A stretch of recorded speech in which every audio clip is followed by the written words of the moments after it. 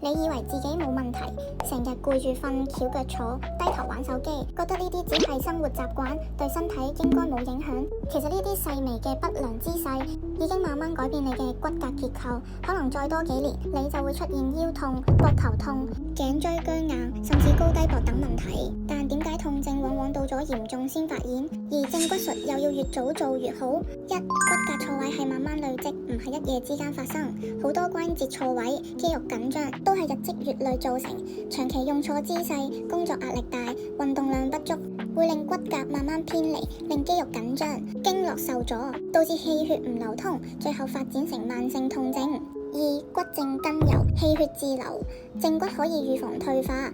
當骨骼偏移，肌肉就要額外發力去維持平衡，久而久之就會加速關節磨損、筋膜發炎，甚至令關節提早退化。正骨術可以調整筋骨結構，恢復身體應有嘅平衡，避免長期痛症、關節勞損，令你可以長遠保持健康。3000年嘅智慧結合現代科技，幫你嘅身體還債。如果你有長期肩頸僵硬、腰酸背痛、關節酸軟等問題，千祈唔好再拖，由我哋專業嘅醫師幫你分析你嘅隱藏問題，咁你就唔使擔心啦。